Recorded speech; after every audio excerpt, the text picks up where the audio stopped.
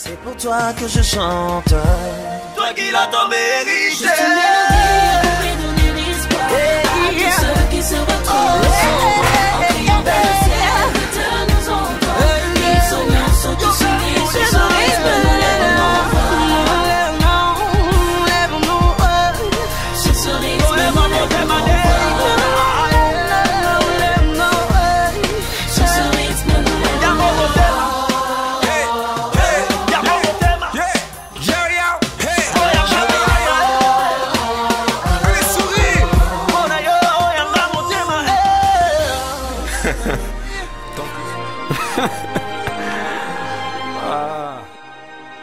Shalom et bienvenue dans votre émission Santé Pure, votre émission pour les jeunes, par les jeunes. Nous sommes encore là aujourd'hui.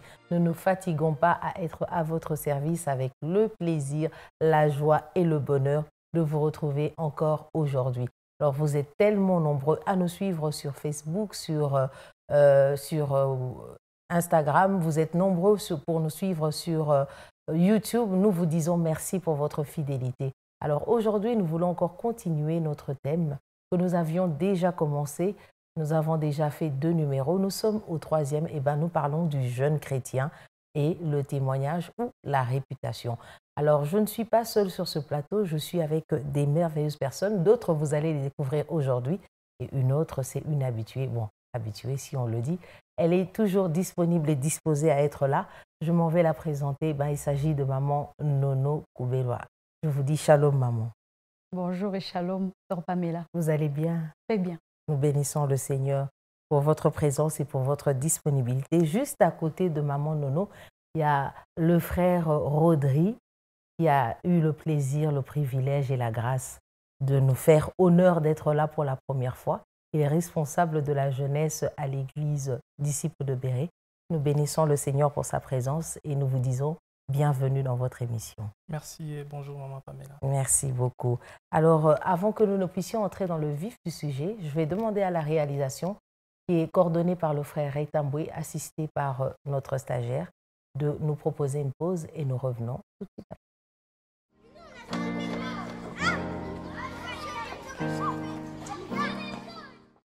Du jeune chrétien et du témoignage, vous nous prenez peut-être en cours. Alors, nous voulons encore continuer avec ce 3e numéro. C'est très important de savoir quel est votre témoignage, qu'est-ce qui vous arrive autour de vous, quand bien même que les gens peuvent être victimes des faux témoignages. Qu'est-ce qu'il faut faire? C'est ça que nous voulons débattre aujourd'hui avec nos invités. Alors, je vais me tourner vers vous, maman Nono, afin de vous poser la première question. Alors, dites-nous un peu comment faire pour avoir un bon témoignage et comment faire pour le conserver. Parce qu'avoir un bon témoignage, c'est une chose, mais le conserver, c'en est une autre. Alors, est-ce que vous pouvez parler à nous qui sommes jeunes, qui avons besoin de vos réponses, maman Nono? Comment faire pour garder un bon témoignage et le conserver, avoir plutôt un bon témoignage et le conserver? Merci, sœur Pamela, pour la question. Je vous en prie. Comment avoir un bon témoignage et le conserver? Le premier conseil que je peux donner à un jeune cet après-midi, c'est de prendre Christ pour modèle. Okay. Christ est le modèle parfait. Il a été homme, il n'est pas tombé. Bien que c'est vrai qu'il y a eu des faux témoignages, le vrai témoignage est quand même venu de son Père. Alors, je voudrais lire un tout petit passage qui va nous aider vraiment à voir comment garder le bon témoignage et le garder jusqu'à l'infini, jusqu'à la mort. Lorsque vous lisez Hébreux chapitre 12, le verset 1 à 2, la Bible dit: nous donc aussi, puisque nous sommes environnés d'une si grande nuée de témoins, rejetons tout fardeau et le péché qui nous enveloppe si facilement et courons avec persévérance dans la carrière qui nous est ouverte, ayant les regards sur Jésus, le chef et le consommateur de la foi. Je m'arrête là. Ici, Christ, en tant que modèle parfait, nous montre comment on peut garder un bon témoignage et comment on peut l'avoir. Je vais prendre juste 2 grands points qui parlent de « laissons tomber tout péché ». Okay. Évitons d'être environnés de péché, toute forme de péché qui peut exister. Ce processus-là peut permettre à ce que notre témoignage soit bon et qu'il soit gardé jusqu'à ce que nous puissions mourir. Même quand nous allons partir, les gens pourront toujours continuer à rendre des bons témoignages de nous. Et la deuxième chose, il dit, gardons les regards fixés sur Christ. Ok. Nous sommes entourés de beaucoup de gens. Nous sommes entourés pendant que nous vivons. Nous avons la famille, les amis, les membres de l'Église. Toutes ces personnes-là, ce sont des témoins de notre vie, de la vie que nous menons avec Christ. Alors Christ nous dit ici, pendant que nous sommes en train de vivre notre vie, gardons les regards fixés sur lui, en rejetant toute forme de péché. Christ, modèle par excellence, nous demande de garder le regard fixé sur lui, mais en rejetant toute forme de péché. Je crois que c'est les deux petits conseils que je peux vous donner. Merci beaucoup, Maman Nono. Maman Nono est allée en mode conseil. Alors, nous nous tournons vers le frère Baudry qui va nous dire comment faire pour avoir un bon témoignage et le conserver. Merci, Maman Pamela. Je vous en prie. Je voudrais compléter ce que Maman Nono a dit. J'estime que le témoignage ou la réputation, c'est l'image que les autres se font de nous, de notre personnalité, de notre quotidien, de nos actes. Alors, Galate nous dit, marchez selon l'esprit et vous n'accomplirez pas les désirs de la chair. Ok? Ce que nous sommes en train de faire tous les jours, nous devons marcher suivant l'esprit de Dieu. Et ici, j'aimerais conseiller aux jeunes, premièrement, de développer la vie d'intimité avec le Seigneur. La vie d'intimité, c'est ce moment où nous passons, je ne parle pas d'un moment d'intimité avec le Seigneur, mais je parle de la vie d'intimité. Ça veut dire, aujourd'hui c'est un moment, demain c'est un moment. Plus ça s'essuie, ça devient une vie d'intimité avec notre Dieu. Plus nous sommes en intimité avec le Seigneur, nous lui ressemblons et nous commençons à agir comme lui. Ce qui fait que le reflet de notre personnalité auprès des gens, les gens verront que nous sommes en train d'agir comme le Seigneur l'aurait fait quand il était sur terre. Et deuxièmement, ce que je peux conseiller aux jeunes, c'est d'être vrai dans le service qu'ils font pour le Seigneur. Parce que les gens qui nous entourent, ils nous observent dans ce que nous sommes en train de faire. Tu es protocole, tu es chantre, tu es prédicateur. Soyons vrais dans ce que nous sommes en train de faire pour le Seigneur. Il nous a appelés à le servir et nous devons le faire avec crainte, avec intégrité.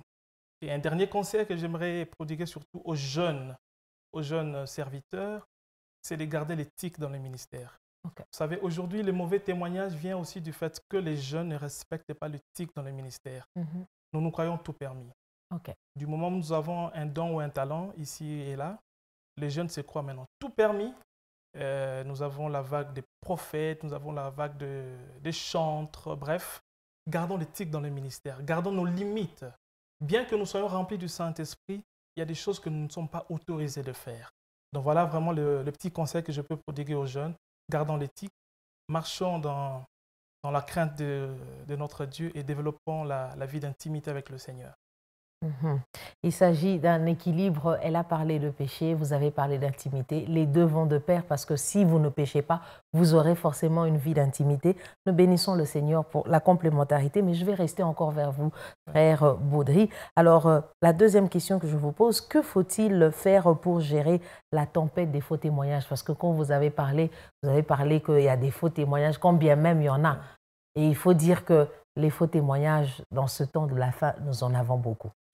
Alors, qu'est-ce qu'il faut faire pour gérer ces faux témoignages? Parce que, on se le dise, quand on entend les faux témoignages, souvent le réflexe, surtout des jeunes, c'est de parler. Alors, qu'est-ce qu'il faut faire pour gérer les faux témoignages dans notre génération? Merci, Maman Pamela. Je voudrais d'abord préciser ici que le faux témoignage, c'est l'œuvre du diable. Parce que la Bible l'appelle l'accusateur. Dieu ne nous accuse pas. Même si nous sommes dans l'erreur, Dieu ne nous accuse pas. Il nous convainc du péché et il nous pousse vers la repentance. L'accusation, les mauvais témoignages, c'est l'œuvre du diable. Ceux qui les font, ce sont les enfants du diable. Alors, toi qui es victime du faux témoignage, tu dois d'abord comprendre que c'est l'œuvre du diable. Donc, tu dois te retourner vers ton Dieu, prier, écouter et faire ce qu'il te dira. Pourquoi? Parce que dans certaines situations, Dieu te demandera peut-être de garder silence pour que lui-même puisse te justifier. Il y a des situations où Dieu te demandera de poser tel ou tel autre acte. Tu es victime d'un mauvais témoignage, tu es victime d'un montage quelconque, les gens sont en train de raconter des faussetés sur ta personne. Bien-aimé, moi je te conseille d'entrer en présence de Dieu, de prier, de l'écouter et de faire ce qu'il te dira. Parce qu'il arrivera des moments où les preuves qu'on présente sont tout proches de la vérité. Prenez le cas de Joseph. Il était accusé faussement par la femme de son patron Et la femme avait entre ses mains une preuve palpable qui était la tunique de Joseph. Devant n'importe quelle juridiction du monde, si on présente cette preuve qui était l'habit de Joseph qu'il portait ce jour-là, on ne peut dire que Joseph était sur le point de poser cet acte-là. Mais qu'est-ce qu'il a fait? Il a gardé silence. Parce que ce qui était en train de lui arriver, Dieu l'avait permis parce que c'était un tremplin vers sa destinée. S'il s'était mis à parler, s'il s'était mis à se justifier ou je ne sais moi, à combattre par ses propres efforts, il serait passé outre sa destinée. Donc, il faut écouter le Seigneur et faire ce qu'il vous dira. Ce n'est pas facile, bien sûr. C'est facile de le dire comme ça, mais quand vous le vivez, c'est autre chose. C'est autre chose, surtout si vous êtes serviteur de Dieu. Moi, je conseille aux gens d'écouter le Seigneur et de faire ce qu'il vous dira. Si vous demande de garder silence, gardez silence. Si vous demande de vous défendre, de parler, parce qu'on peut aussi comprendre l'innocence de par vos actes, faites ce que le Seigneur vous dira. Merci beaucoup, frère Baudry. Alors, je me tourne vers maman Nono. Je pense qu'avec l'expérience que vous avez dans l'œuvre de Dieu, vous avez eu peut-être affaire à des gens qui sont tombés sur des faux témoignages. Alors, dites-nous un peu. Comment est-ce qu'on peut gérer les faux témoignages? Je voudrais parler davantage aux victimes, parce que les victimes sont plus nombreux. Bien sûr que ceux aussi qui parlent, ils sont aussi nombreux. Aussi nombreux, oui, exactement. Alors, les victimes, je veux vous demander une chose, frère. Mon frère, Baudry. Oui, voilà. Il a dit déjà garder silence, mais moi, j'aimerais parler plus de chercher la paix d'abord avec vous-même. Okay. Parce que si vous êtes vrai et que vous n'êtes pas dans ce témoignage-là, il faudrait chercher cette paix. Et la Bible dit, si vous êtes inquiet, si vous avez des problèmes, si vous avez des inquiétudes, la Bible dit, faites connaître à Dieu vos inquiétudes. Et la paix de Dieu, qui surpasse toute intelligence, gardera vos cœurs et vos pensées en Jésus-Christ. Parce que des fois, lorsqu'on dit des faussetés sur nous, nos pensées ne sont plus en Christ. On se dit, quelle est la réplique que je veux faire? Quelle est la petite vengeance, même si tu ne l'appelles pas vengeance, mais au-dedans, on dit, quelle est la petite vengeance que je peux faire? Je voudrais que lorsque tu vas entendre un mauvais témoignage sur toi, la première des choses, parle à Christ. Dis-lui tes inquiétudes. Parle-lui du mal, de la douleur que tu sens au fond de ton cœur, en lui expliquant ce qui se passe. Et je crois la paix de Dieu va venir dans ton cœur. Et c'est celle-là qui va te permettre à prendre des très, très bonnes décisions. Parce que comme notre frère l'a dit, Dieu peut te demander d'aller parler avec le frère ou de prendre l'attitude de silence. Là, c'est seulement quand Dieu te parle. Mais pour que Dieu te parle, il faut de la paix. Et pour ceux-là qui parlent, il y a quelqu'un dans la parole de Dieu qui a dit, je retrouve plus c'est quel personnage qui a dit, j'ai juré de mettre ma main sur la bouche. Parce que maintenant, actuellement, les enfants de Dieu n'aiment plus ce geste-là de mettre la main sur la bouche. Ils préfèrent garder la main là et sortir des paroles dans la bouche, des paroles qui blessent et qui tuent. Faisons ce geste-là, de mettre la main sur la bouche. Parce que tout ce qu'on raconte n'est pas toujours vrai. Nous bénissons le Seigneur pour cet équilibre et nous disons merci à Dieu. Alors, frère Baudry, vous avez quelque chose aussi à ajouter? Ah oui, j'ai vraiment aimé ce que maman Nono a dit. Il faut garder la paix. Ouais. Il faut garder la paix parce que la gestion du faux témoignage, tout dépend du temps que Dieu vous donne pour le gérer. Il arrivera des moments où, humainement parlant, vous n'avez pas le temps. Okay. Prenez l'exemple que vous retrouvez dans 1 Roi chapitre 21, oui. L'exemple de Naboth et Jézabel. Naboth, du fait simplement qu'il a refusé de céder une partie de la ville qu'il a hérité de ses parents à Achab, qui l'a accusé faussement auprès de Jézabel. Et Jézabel a instruit des magistrats pour l'accuser faussement. Et ça a été fait. Il a été lapidé et il est mort.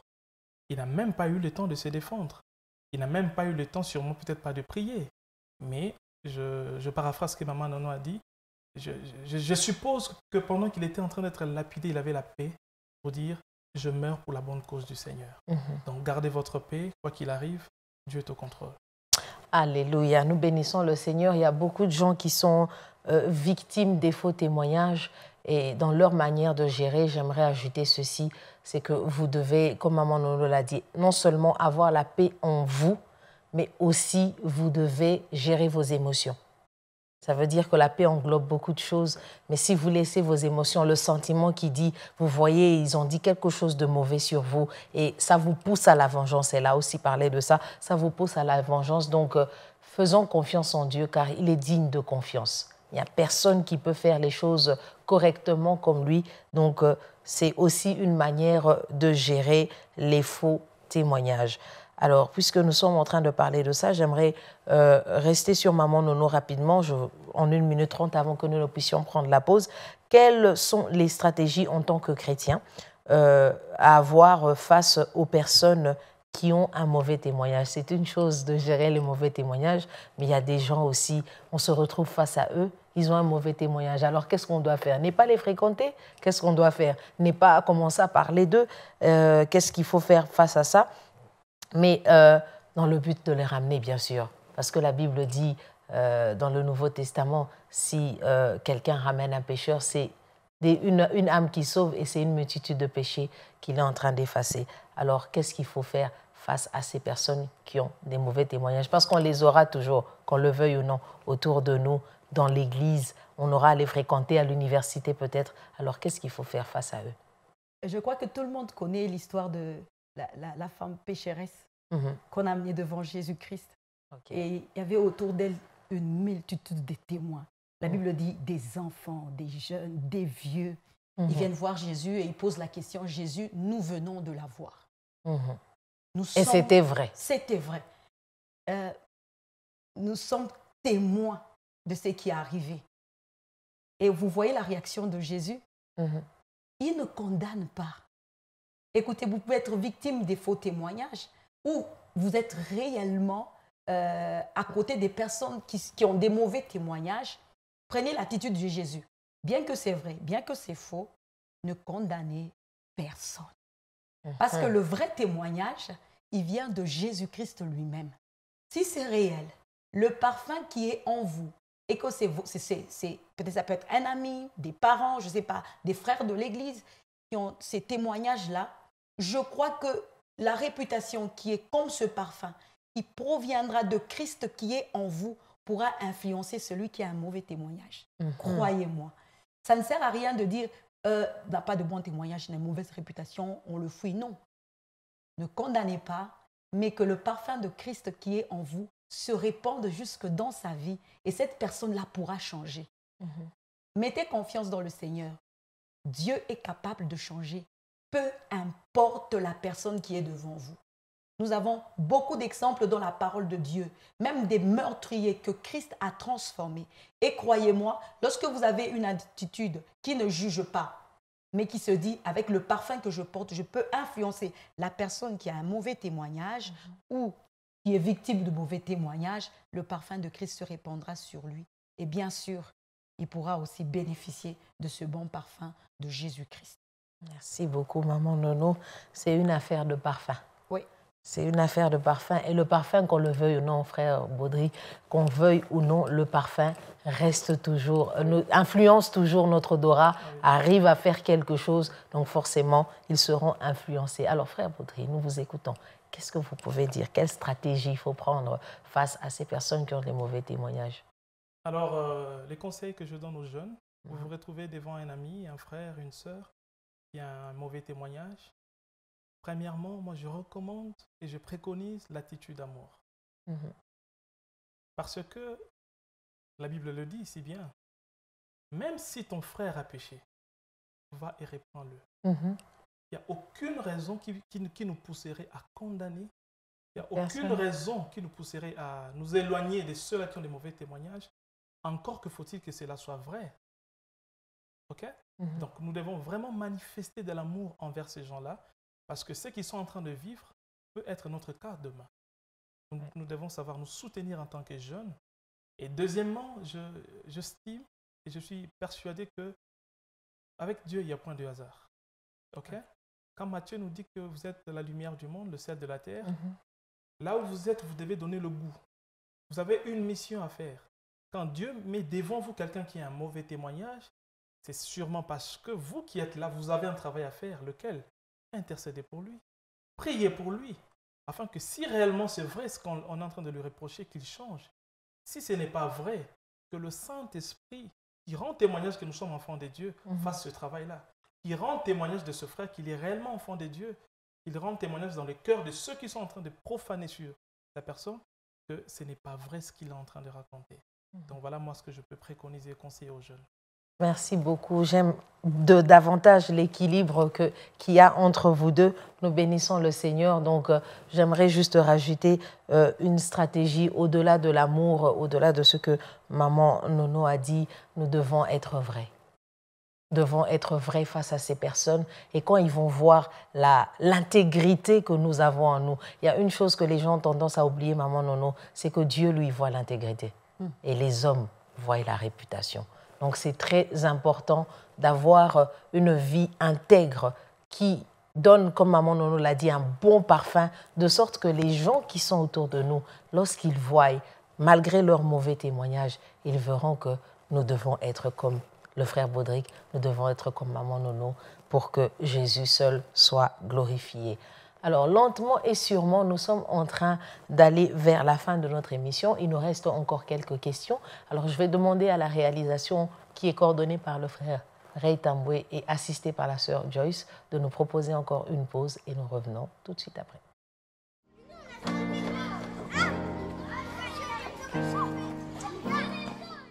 De retour après cette pause, nous revenons afin de continuer avec nos questions, juste quelques questions, 2 questions et un conseil. Alors, frère Baudry, il y a un monsieur, un homme qui a dit, il s'appelle Dwayne Moody, il a dit « Si je prends bien soin de ma personnalité, ma réputation plutôt prendra soin de moi. » Alors, êtes-vous d'accord qu'un bon témoignage peut ouvrir les portes à un jeune ou à la jeunesse ou à une personne?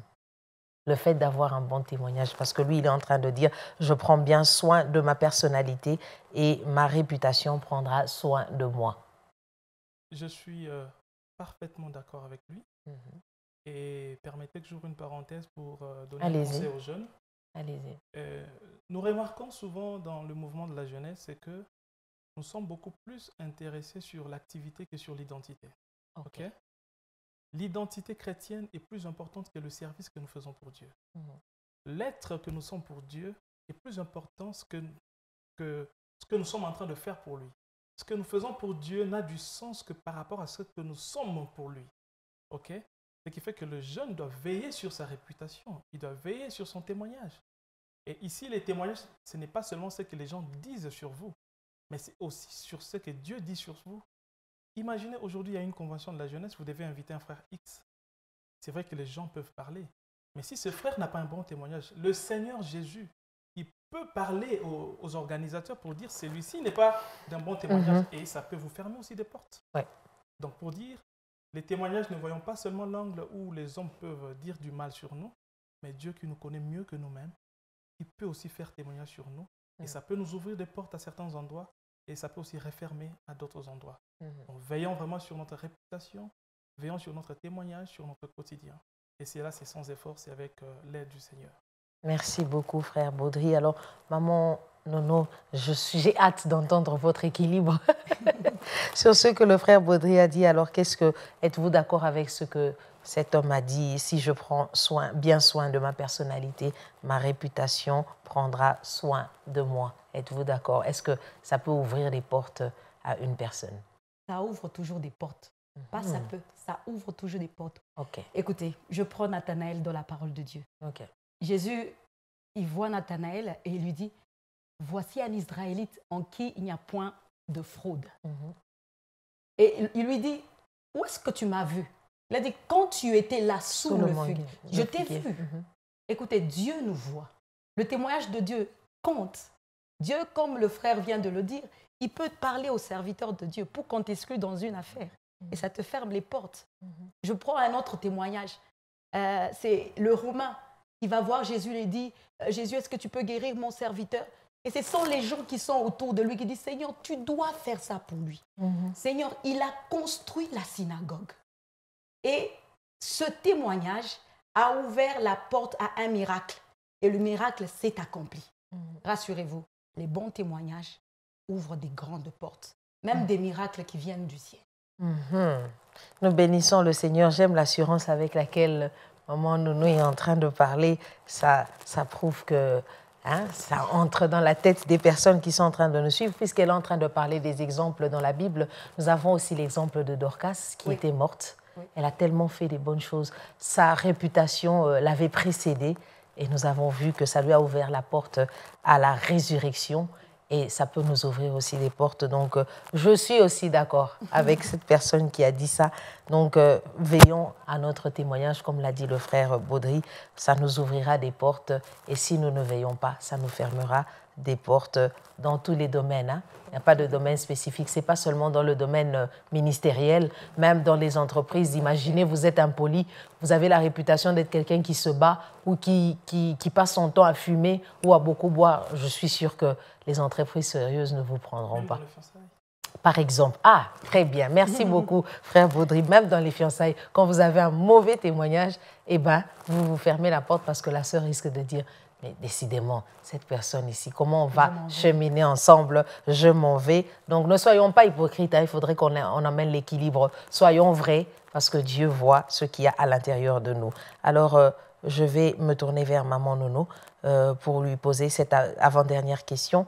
Êtes-vous d'accord avec 2 Corinthiens chapitre 5, le verset 17 les choses anciennes sont passées. Qu'un homme ou une femme qui avait un mauvais témoignage peut être aussi au service de Christ. Zachée. Un exemple très simple. Zachée, il avait la mauvaise réputation. D'être un voleur. D'être un voleur. Tout le monde savait. Et un jour, il monte sur un arbre et dit, je veux voir celui qui vient. Et celui qui vient le cite par le nom et dit, je viens chez toi. Écoutez, Jésus peut venir chez toi ce soir. Ou je ne sais pas à quelle heure vous allez nous prendre en ligne. Jésus peut venir. Et la Bible montre que lorsque Jésus entre dans la maison de Zachée, Zachée n'a même pas attendu que Jésus prêche, qu'il parle de Dieu, qu'il parle de ce qu'il est venu faire. Juste la présence du Seigneur. Zachée dit, Seigneur, voici, je rends, je donne aux pauvres tout ce que j'ai pris. C'est un changement, juste la présence de Dieu. Donc c'est possible. C'est possible. Si Christ te cite par le nom, si tu le laisses venir dans ta vie, si tu le laisses impacter ta vie, tu peux changer. Ça ne dépendra pas de dire, oh, ça va prendre des années, je suis un voleur. Non, laisse-le faire et ça peut changer. Tu peux aussi avoir une très, très, très bonne odeur. Les gens pourront vouloir toujours venir à côté de toi parce que tu répands l'odeur de la connaissance de Jésus-Christ. Alléluia, nous bénissons le Seigneur. Alors, frère Baudry, qu'est-ce que vous dites par rapport à 2 Corinthiens? La Bible dit, 2 Corinthiens 5, 17, ce qui est passé, est passé. Alors, cette personne qui a eu une mauvaise réputation, comme Zachée, maman nous l'a dit tout à l'heure, il y a des gens qui ont eu la mauvaise réputation d'être une vie légère, par exemple. On n'est parlé que des sœurs, il y a aussi des hommes qui sont légers. Hein. Donc, alors, qu'est-ce que vous dites par rapport à ça? Êtes-vous d'accord que les choses passées sont passées et que le témoignage sera un autre témoignage? Ah oui, c'est très vrai. Je voudrais prendre l'exemple de Saul de Tarse. Ok? Qu'est-ce qu'il n'avait pas comme réputation? Persécuteur. Il ôtait la vie même à ceux qui servaient Dieu à l'époque. Mais aussitôt qu'il a rencontré le Seigneur, aussitôt qu'il a rencontré Dieu sur son chemin, il a été complètement transformé. Et il n'a pas regardé à son passé qui était lourd aux yeux des hommes, mais il a regardé à la grâce de Dieu, à la grâce qu'il a rencontrée sur le chemin. Et tout de suite, il s'est mis à servir le Seigneur avec le même zèle qu'il avait quand il était dans le monde. Et j'imagine que c'était même plus. C'est vrai qu'autour de lui, il y a des gens qui pouvaient dire « Regardez-moi les persécuteurs ». Mais j'imagine comment il pouvait rétorquer pour dire « Je ne suis plus l'homme que vous avez vu hier. La grâce de Dieu m'a localisé. La grâce de Dieu m'a changé, m'a transformé. » La transition est parfois difficile. Les gens, dans un début, ils auront difficile à croire que vous êtes réellement devenus transformés. Voilà, justement, que vous êtes transformés. Mais il faut du temps. Aussi, il ne faut pas se lasser parce que ce sont vos actes de début qui vont confirmer réellement votre nouvelle identité. Donc, ne vous lassez pas. Ça arrive souvent quand vous êtes converti et que tu croises tes anciens amis avec qui vous étiez dans le monde. Oui, ils vous rappellent toujours. Ils vous rappellent des vieux souvenirs. Oui. Ils peuvent encore t'appeler par des vieux noms.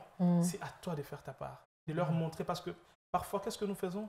Nous voulons mettre à l'aise nos vieux amis en faisant semblant. Non, avec Dieu, ne faisons pas semblant.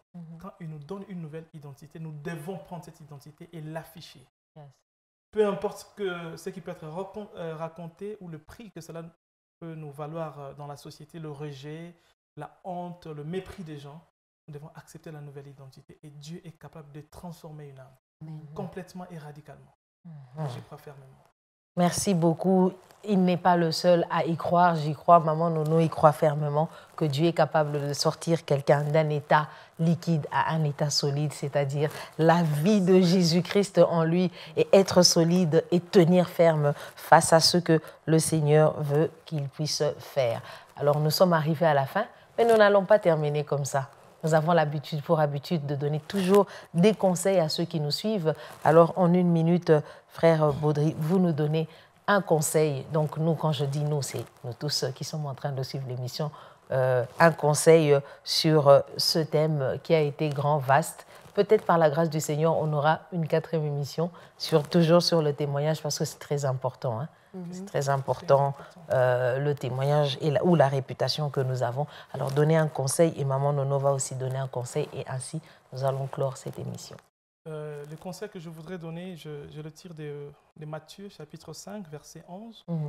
La Bible nous dit « Heureux serez-vous lorsque l'on vous outragera, qu'on vous persécutera et qu'on dira faussement de vous toutes sortes de mal à cause de moi. » C'est-à-dire, aujourd'hui, tu es victime du mauvais témoignage à cause du Seigneur. Bien-aimé, sois heureux. Parce que ce qui t'arrive, le Seigneur l'a permis et c'est à cause de lui que cela le fait. Okay? Et deuxièmement, je voudrais te dire que le mauvais témoignage ne puisse pas empiéter sur le zèle que tu as pour le service de Dieu. Amen. Parce que ça peut aussi être une stratégie du diable. Vous savez, il y a des gens qui tiennent sur leur personnalité, il y a des gens qui tiennent sur leur estime. Et le diable sait, aussitôt qu'une chose est racontée faussement sur ta personne, tu peux arrêter de chanter, tu peux arrêter de prêcher, parce que tu vas te dire, ah tiens, les gens pensent que je suis comme ceci. Non, bien-aimé. Que ce mauvais témoignage ne vienne pas empiéter sur le zèle que tu as pour le Seigneur. Continue à servir le Seigneur pour autant que tu ne te reproches de rien. Amen. Si, comme Maman Nono a dit à un moment donné, garde ta paix.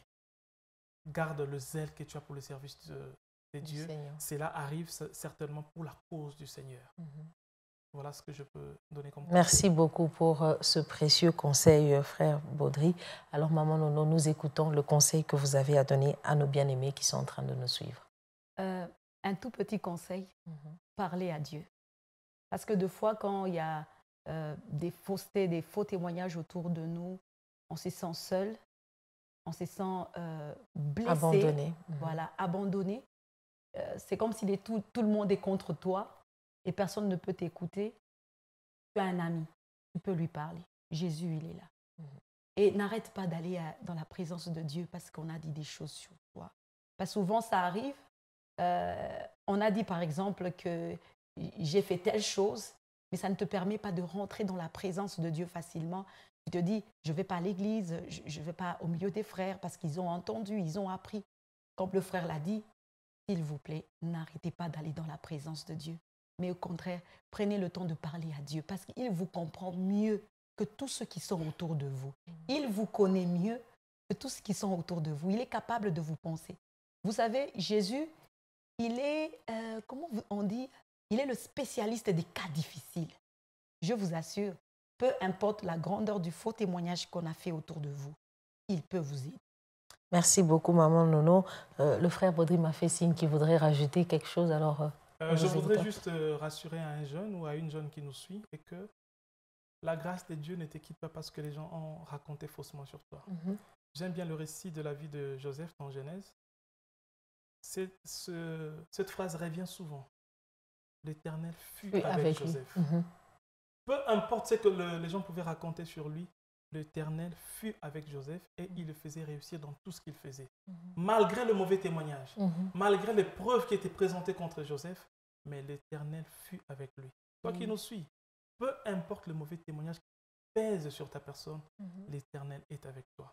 Maman Nono l'a dit, prie, écoute le Seigneur. Dieu nous bénisse. Merci beaucoup. C'est très intéressant et très poignant ce que l'homme de Dieu vient de dire, rassurez-vous que dans votre combat du faux témoignage, que vous ayez le Seigneur. Et soyez des jusqu'au boutistes, comme l'a dit Maman Nono. Soyons zélés, continuons à servir le Seigneur et vous verrez que, quand bien même pour Joseph, on ne l'a pas justifié, Dieu seul sait pourquoi et il se servira de ça pour vous emmener dans la gloire.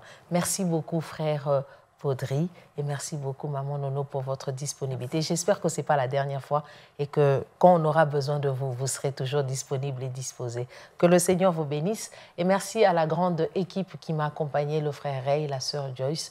Et merci aussi au directeur de programme qui a permis que nous puissions entrer dans vos maisons, que nous puissions être sur vos tablettes, sur vos téléphones, afin de suivre cette émission. Alors, nous vous donnons rendez-vous la prochaine fois. Que le Seigneur vous bénisse. Et je vous dis d'ici là, portez-vous bien et à très bientôt.